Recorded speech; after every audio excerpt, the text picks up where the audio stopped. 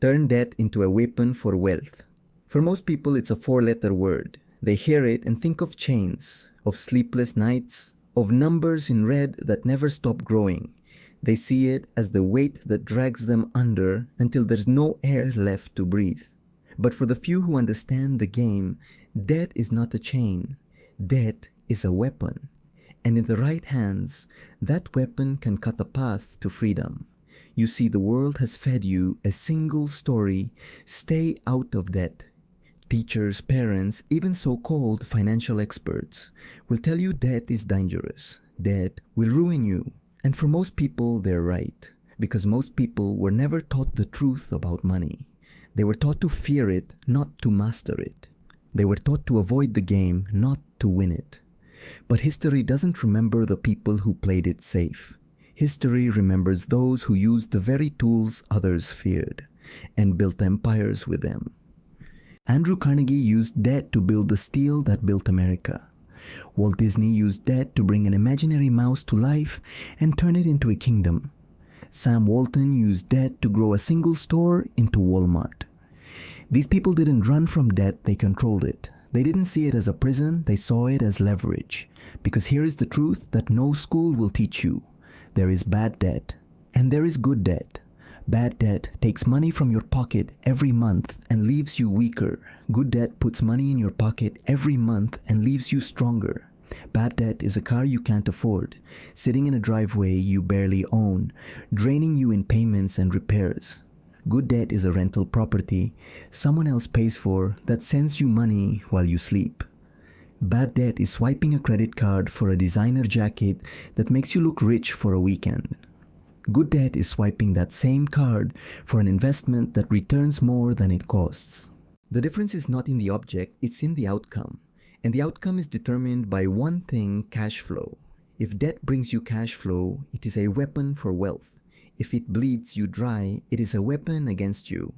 Most people think the game is about how much you earn. It's not. The game is about where the money flows after it's earned. The wealthy are obsessed with direction. They ask, will this dollar come back to me with friends? The broke ask, can I afford it right now? And that's why the wealthy get wealthier. Because they don't measure purchases by the price tag. They measure them by the return. You could put the same $10,000 in two different hands and watch two different futures unfold. One person buys a car and 10 years later it's rusting in a junkyard. The other person buys an asset with a loan and 10 years later it's still sending them money every month. Same money, same debt, different result.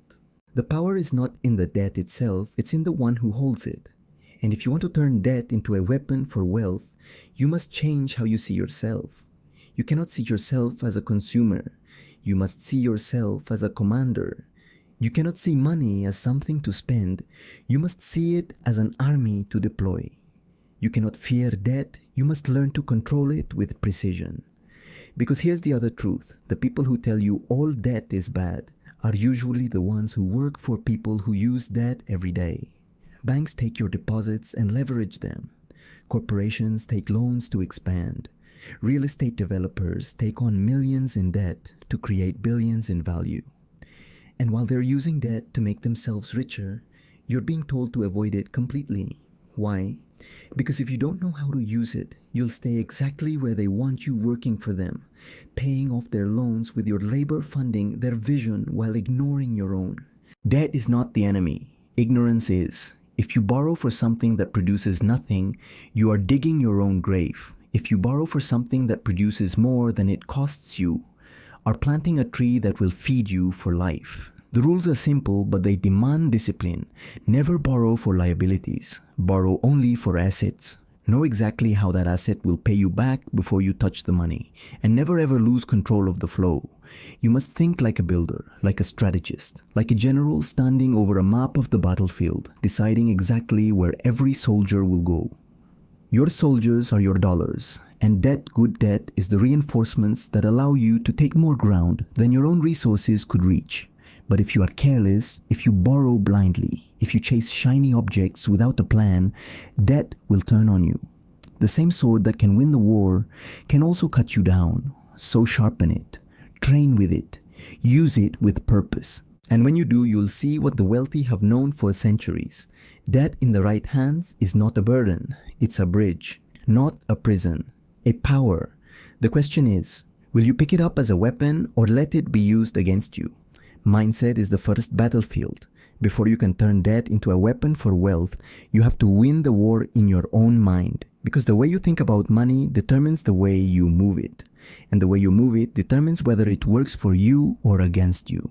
Most people's mindset about debt is inherited, not chosen. It's absorbed from parents who struggled, from teachers who meant well, but never built wealth, from friends who fear what they don't understand. They grow up hearing, stay out of debt. Debt is bad. Debt will ruin you. And without realizing it, they carry that belief into adulthood, like a family heirloom they never questioned.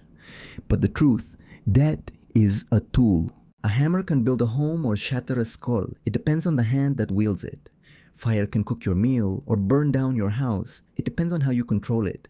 Debt is no different. The wealthy know this. They don't take debt personally. They don't attach shame or pride to it. They see it as an instrument neutral until directed. And they direct it with precision. But that precision starts in the mind. You have to rewire yourself to stop seeing debt as a danger and start seeing it as a responsibility. Because once you understand that the danger is not in the debt, but in the lack of skill, you will stop running from it and start mastering it. And this mastery requires belief. Belief is the fuel that turns your strategy into reality. It's the invisible force that keeps you in the fight when everything in you wants to quit. Without belief, you will hesitate, and hesitation is death in the game of wealth. Opportunities pass. Deals vanish. The flow of money finds someone else. Belief isn't a feeling, it's a decision. It's waking up and choosing to trust your vision even when you can't see the evidence yet. Edison believed in the light bulb through thousands of failures. Carnegie believed in his steel empire before a single bridge was built. Disney believed in Disneyland when all he had was a drawing of a castle and a pile of rejections from banks. Belief is not naive optimism, it is disciplined certainty. It's standing in front of a locked door and saying, if the key doesn't work, I'll make another key. If the door won't open, I'll break it down. And when belief takes root, clarity grows. Clarity is the sharp edge of your vision. It's knowing exactly what you want, why you want it, and how you're going to get it. Most people fail not because they lack effort, but because their effort is scattered.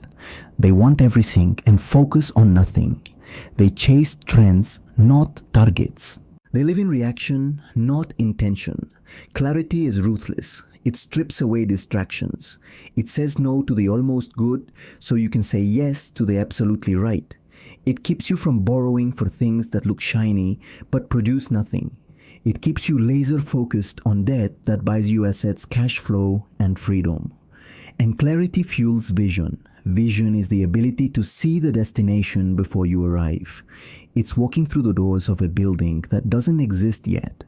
It's hearing the applause of an audience that hasn't gathered yet.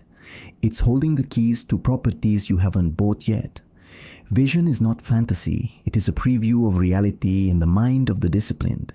And the bigger the vision, the bigger the resources it demands. Debt used with mastery is one of those resources. It's the lever that turns your vision from a sketch into a skyline. Wright brothers had vision when they looked at the sky and saw a world connected by flight. Oprah had vision when she saw herself speaking to millions while living in poverty. Every empire, every fortune, every breakthrough was born first in the unseen world of vision. But vision alone is not enough, because without the spine of discipline, vision collapses. Discipline is the bridge between wanting and having. It's the difference between borrowing for power and borrowing for pleasure. It's tracking every dollar, guarding every decision, questioning every move until you know it's building your future. Discipline is unglamorous. It's saying no to the vacation until the asset pays for it. It's choosing the investment property over the luxury car. It's reinvesting the profit instead of celebrating too soon. It's delaying gratification now so you can live without limits later. The wealthy aren't more talented, they are more disciplined. They don't just think about tomorrow, they act like it's already here. They treat every decision today as a vote for the life they want 5, 10, 20 years from now. And once you have discipline, the only step left is action. Action is the proof of your belief, the demonstration of your clarity, the execution of your vision. It is the moment where you stop talking about wealth and start building it. It's walking into the bank and negotiating terms that work for you. It's signing the contract for the rental property that will pay you every month. It's launching the business, flipping the switch, taking the risk. Action doesn't wait for perfection. It moves now. It learns along the way. It adapts, adjusts, and keeps pushing forward. Gratitude is the anchor that keeps your ambition from drifting into arrogance. It reminds you where you started and why you began. It grounds you when success starts to whisper that you're invincible. But here's the truth. Gratitude is not passive. It is not just saying thank you when life gives you something good. Real gratitude is active. It's taking what you have, no matter how small, and multiplying it. It's honoring every opportunity by squeezing the full potential out of it. It's treating every dollar, every connection, every lesson as sacred, because each one can change the direction of your life. Gratitude is what stops you from wasting resources, from chasing empty status, from letting ego push you into bad debt. It's what allows you to handle good debt with respect, knowing it's a privilege to have the power to borrow for growth. It turns your focus from "I need more" to "How can I make the most of what I already have?" And when you live that way, you attract more. But the journey isn't smooth. Markets shift. Plans collapse. The deal you thought was certain evaporates overnight. That's when adaptability becomes your survival skill. Adaptability is the art of staying committed to the goal while being flexible with the path. It's knowing when to pivot, when to hold, and when to advance. It's being able to shift your strategy without abandoning your vision. The greatest builders in history were not just visionaries, they were chameleons. They read the terrain, they adjusted to the season. They were never too stubborn to change their approach when reality demanded it. Think of a real estate investor who sees interest rates spike overnight. The amateur panics and freezes. The master adapts, shifts, focus to cash-heavy deals, renegotiates terms, finds opportunity in the chaos. Adaptability turns threats into openings. It's the reason some drown in storms while others ride the waves to new shores. In wealth building, it means you never become dependent on a single strategy, a single market, or a single source of income. Your skill, not your circumstances, becomes your security. And when you master adaptability, you unlock the rarest state of all lifelong growth. Lifelong growth is the refusal to plateau. It's the relentless drive to sharpen your skills, expand your mind, and strengthen your position, no matter how much you've already achieved. It's knowing that wealth is not a finish line, it's a moving frontier. The wealthy who stay wealthy never stop learning. They attend new classes, study new markets, explore new technologies. They surround themselves with people who challenge them instead of flatter them. They treat every success as the foundation for the next one. And this is where most people fall off. They think winning once is enough. They think hitting a number in their bank account means the work is over. But in the real game, that's when the work begins. Because if you stop growing, the world catches up. If you stop adapting, the flow of money turns. If you stop commanding the debt you've leveraged, it turns from weapon to chain. So here's the climactic truth, the one I need you to hear with your whole soul. Debt is not the villain. It's not the hero either. It's the sword. And the sword is only as deadly or as valuable as the warrior holding it. If you borrow without purpose, without clarity, without discipline, you will cut yourself down. If you borrow with strategy, with vision, with relentless focus, you will carve out a life most people can't even imagine. Every time you take on debt, you are stepping into a battle. The battlefield is your cash flow. The enemy is anything that takes from you without giving back. The allies are assets that put money in your pocket whether you work or not. So choose your battles. Pick your targets. Move with precision. Command every dollar like it's a soldier in your army. Never send it into a fight you don't understand. And above all, never let fear keep you from wielding the weapon. Because while you're hesitating, someone else is using it to build the life you keep saying you want. From this moment forward, you are no longer just earning money. You are directing it. You are multiplying it. You are bending it toward your vision until it serves you for life. That is how debt becomes a weapon for wealth. That is how you rise from consumer to commander. That is how you win the game most people don't even know they're playing. The question is, will you use it? Then hear this. The clock is already running. Every day you wait, the gap between where you are and where you could be gets wider. While you're debating, someone else is acting. While you're hesitating, someone else is taking the deal, signing the contract, locking in the terms that could have been yours. Money does not wait. Opportunity does not knock twice with the same voice. You have a choice: stay where you are or step into the arena and play the game that decides who builds wealth and who feeds it. But you cannot play half-hearted. This is not a casual walk. This is war. You must see yourself as a builder, a strategist, a commander. Every decision is a tactical move. Every asset you acquire is a fortress. Every stream of income is a supply line. And debt, good debt, is the siege weapon that can break the walls between you and the future you want. You load it with assets. You aim it with clarity. You fire it with discipline. And you never ever turn it on yourself. If you don't take control of this weapon, someone else will use it against you. That's the reality most people never see. Banks know it. Corporations know it. Investors know it.